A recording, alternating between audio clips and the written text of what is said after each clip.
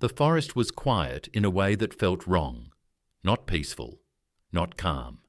It was the kind of silence that pressed down on your ears and made every breath sound too loud. On the morning of November 21st, 1944, deep inside the Hürtgen Forest, near the German village of Germeta, American soldiers of the 28th Infantry Division waited behind frozen earth and shattered trees, knowing something terrible was about to happen. Somewhere ahead of them, hidden in fog and pine needles, German infantry were moving into position.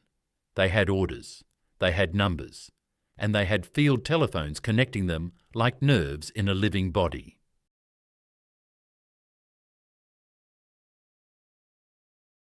What the Germans did not know was that one American sniper had been watching those telephone lines for days, and he had a plan so simple, so quiet, that by the time they realized what was happening, dozens of men would already be dead. The sniper's name was Staff Sergeant Henry "Hank" Wallace. He was 30 years old, a farm boy from Iowa, lean, patient, and almost invisible when he wanted to be. Wallace had been fighting in Europe since Normandy. He had survived hedgerows, artillery barrages, and street fighting in France. But nothing compared to the Hürtgen Forest. This place was a nightmare. Dense trees blocked air support, mud-swallowed vehicles, German artillery fired from hidden positions, and mines were everywhere.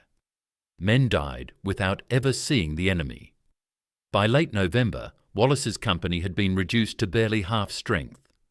Reinforcements were slow. Morale was thin. Every patrol into the forest felt like walking into a trap. German units held the high ground, and they were well dug in. Worse still, they had laid telephone wires through the forest floor and along tree trunks, connecting bunkers, mortar teams, and infantry squads. These lines allowed German officers to coordinate attacks with deadly precision. Wallace noticed them almost by accident.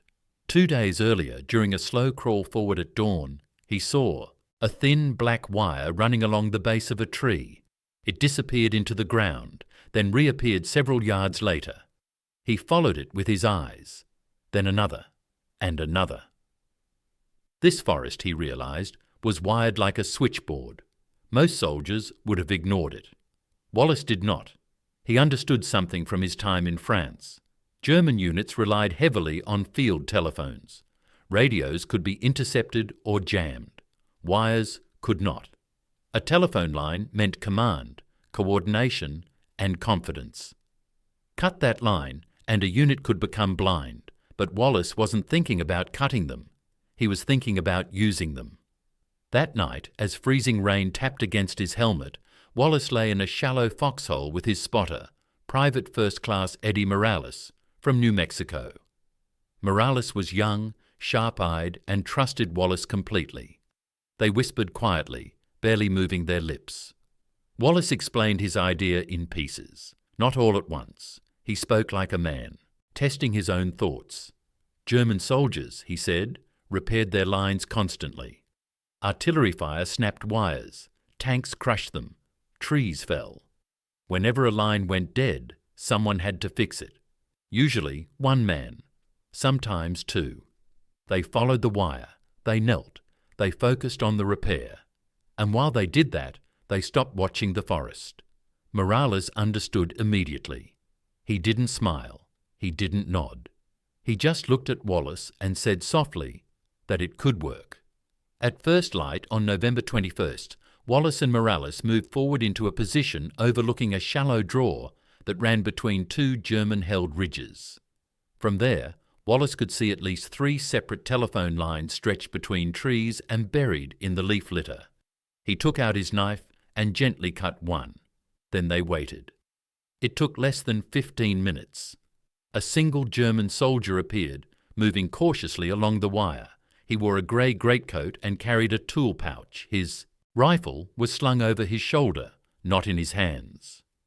Wallace watched him through the scope of his Springfield rifle, breathing slow, steady, calm. When the man knelt to examine the break, Wallace squeezed the trigger once. The shot echoed through the trees, sharp and final. The German fell forward, face into the mud. Wallace did not move. He did not celebrate. He did not reload in a hurry. He watched the wire. 20 minutes later, another German came, then another after that. By noon, 7 men had died along that single telephone line. Word spread quickly among the German units that a sniper was operating in the area. Officers ordered their men to move carefully. They sent pairs instead of individuals. They tried approaching from different angles. It didn't matter. Wallace changed positions after every few shots. He cut lines in different places. He let time pass. He let them think it was safe again. By nightfall, 18 German soldiers had been killed, trying to repair wires, and the Germans still did not understand what was happening. The next morning, November 22nd, fog rolled through the forest so thick that visibility dropped to less than 50 yards. For most snipers, fog was a problem. For Wallace, it was cover. He moved closer to the German lines, crawling slowly, dragging his rifle through wet leaves. Morales stayed behind, watching flanks and counting time. Wallace cut 2 lines this time. The Germans reacted faster. A corporal arrived with 2 soldiers.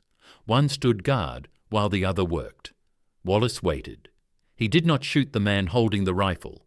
He shot the one repairing the line. When the guard bent down to help, Wallace shot him too. Then he waited again. By midday, German officers were angry, confused, frustrated. Telephone communication kept failing, but patrols sent to investigate did not return. Mortar fire was called in blindly, exploding harmlessly among trees. Orders were delayed. Units acted. Without coordination. American pressure increased along the front, and German counterattacks lost their timing. Wallace understood now that this was bigger than sniping. This was control. By the afternoon of the 22nd, Wallace had confirmed at least 30 kills. Morales kept a quiet tally, marking notches in his notebook, not as trophies, but as records. Wallace did not look at the numbers. He focused on the wires, on the habits, on the pattern of German responses. That night, German units tried something different. They sent a repair team after dark. Wallace was ready.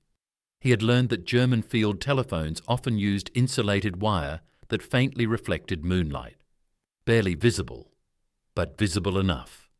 When the repair team knelt, using flashlights shielded by their hands, Wallace fired twice in quick succession. The forest went silent again. By November 23rd, German casualties around that sector were mounting.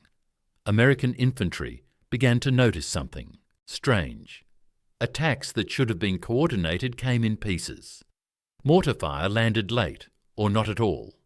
Prisoners taken during small skirmishes spoke of confusion, of broken lines, of officers screaming into dead receivers. Wallace's battalion commander, Lieutenant Colonel Robert Kincaid, was briefed on the situation that evening. When told that a single sniper team might be responsible, he did not believe it at first. Then he studied the map, the locations of the bodies, the cut lines, the timing. He gave Wallace a simple order: keep doing it. Over the next 2 days, Wallace refined the method. He cut lines in places where terrain forced repairmen to kneel in the open. He cut them close to command bunkers, knowing officers would demand immediate fixes. He sometimes cut the same line twice in one day, knowing it would draw repeated attempts. German losses climbed. By the morning of November 25th, confirmed kills reached 64. The psychological effect was worse. German soldiers began refusing repair duty. Officers had to threaten them. Some tried running new lines deeper underground, but the forest floor was frozen. Others attempted to reroute communications, but the terrain limited options. Every solution took time they did not have. And through it all, Wallace remained patient. On November 26th, German forces attempted a coordinated counterattack against American positions near Wassenack. It failed. Units advanced without proper mortar support. Flanks were exposed. Orders arrived late, or not at all. American machine guns cut them down. Later analysis would show that telephone failures played a major role. That afternoon, Wallace took his most dangerous position yet, less than 200 yards from a German regimental command post. He cut a main trunk line. The response was immediate. A repair team arrived, then another, then an officer. Wallace waited until the officer knelt. One shot, then chaos. When the firing stopped and Wallace withdrew under cover of artillery noise, Morales counted carefully. 32 German bodies lay scattered along that section of wire. By nightfall, the total stood at 96. 96 German soldiers killed, not in a battle charge, not by bombs or tanks, but by patience, wire cutters, and a single rifle. And more importantly, hundreds of American lives were spared. Because while German commanders struggled to speak to their men, American units moved, attacked, and survived. But the forest was not finished yet. German artillery soon began searching for the sniper who had turned their own communication system against them. And Wallace knew that once the Germans understood the trick, the hunt would be ruthless.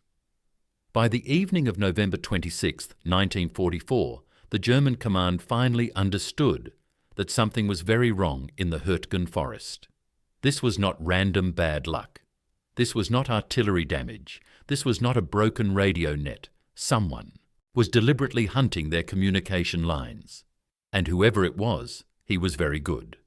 Orders went out to German units in the Germata-Vossenack sector to stop routine telephone repairs. Any damaged line was now to be treated as a potential ambush. Repair teams were to be escorted by armed infantry. Counter-snipers were requested. Mortar crews were instructed to fire on suspected American observation points, even without confirmed targets. For the first time in days, the forest felt alive again, not with birds or wind, but with danger moving in every direction. Staff Sergeant Henry Wallace felt the change immediately. He sensed it in the way German patrols moved more slowly, in the way rifle fire probed the trees instead of responding to sound, in the way artillery began falling in careful patterns, walking across ridge lines where a sniper might hide. The Germans had stopped reacting blindly. They were thinking now. Wallace knew this phase was always the most dangerous. He had seen it before in France. When the enemy finally learned your habits, survival depended on discipline, not courage, on knowing when to stop. But stopping now was not an option. American infantry units were still pinned in several areas. German artillery still controlled key roads, and the telephone lines were still the backbone of German coordination. As long as those wires existed, German commanders could recover. So Wallace adjusted. On the morning of November 27th, he changed his pattern entirely. Instead of cutting lines during daylight, he let them remain intact. He watched German officers relax slightly. Repair teams stayed back. Communications stabilized. Confidence began to return. Then, just after noon, Wallace cut 3 lines at once. The effect was immediate and violent. German units tried to respond as they had been ordered. Armed escorts moved with repair teams. Riflemen scanned the forest. But Wallace was no longer shooting the repairmen first. He waited.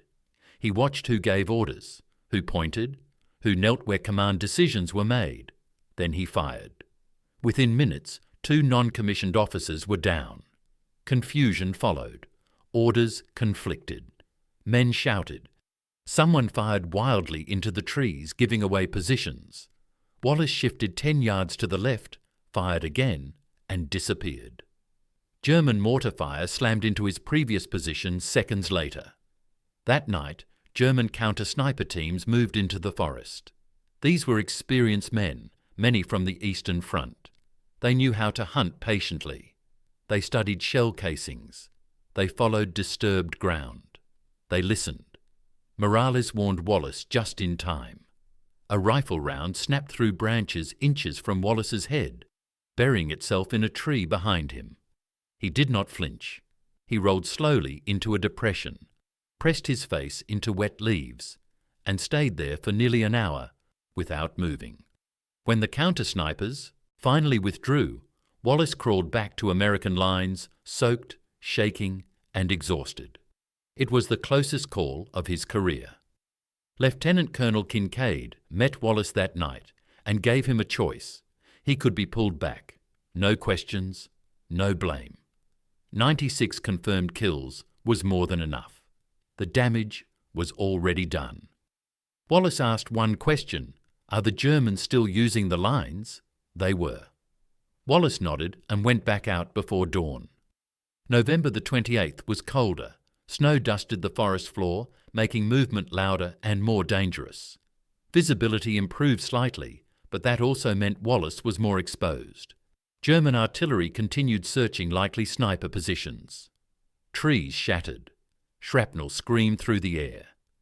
Mid-morning, Wallace cut a secondary line near a supply route. A repair team arrived with 4 armed soldiers. This time, Wallace did not fire. He watched. The Germans repaired the line successfully and withdrew. Wallace let them go. He was not counting bodies anymore. He was counting reactions. An hour later, a larger group arrived to inspect the area. One of them stepped exactly where Wallace had predicted. One shot ended the inspection. German troops scattered. Orders failed to reach adjacent units. A planned artillery barrage supporting a local counterattack never came. American infantry advanced 50 yards without resistance. That 50 yards mattered. By November 29th, German command began abandoning telephone lines altogether in some sections, relying instead on runners. This slowed everything. Messages arrived late. Some never arrived at all. Runners were captured or killed. Units acted independently. The front lost cohesion. Wallace's role quietly ended that day. A shell exploded less than 30 yards from his position, throwing him against a tree and knocking the wind from his lungs. Morales dragged him back under fire, refusing to leave him. Wallace survived with bruised ribs and a concussion. His war in the forest was over. He was evacuated that evening. In the days that followed, American forces slowly pushed forward. The fighting remained brutal. The Hürtgen Forest did not release its grip easily. Thousands more would die before it was over. But German coordination in that sector never fully recovered. After-action reports noted unusual communication failures. Prisoner interrogations confirmed widespread fear of wire repair duty. Some German soldiers reportedly referred to the lines as death cords. Officially, Wallace received the Silver Star. Unofficially, many officers believed he deserved more, but the army rarely celebrated snipers publicly. Their work was quiet, personal, uncomfortable. Wallace himself never spoke much about it. After the war, he returned to Iowa. He worked his farm. He raised a family. When asked about the war, he talked about the cold, the hunger, the men he missed. He never mentioned telephone lines unless pressed. Years later, military historians studying the Hürtgen Forest would uncover fragments of the story. Field reports, unit diaries, German records noting unexplained losses near communication routes. Slowly, the picture came together. A simple idea, a patient man, a forest wired for war. The lesson was not about killing, it was about understanding how an enemy thinks. In modern warfare, technology changes. Radios replace wires. Satellites replace runners. But the principle remains the same. War is not only fought with firepower, it is fought with disruption, with pressure, with forcing the enemy to react instead of act. In November 1944, one American sniper proved that a single mind applied carefully could save hundreds of lives without ever charging forward. The Hürtgen Forest remembers that lesson, even if most people never heard his name.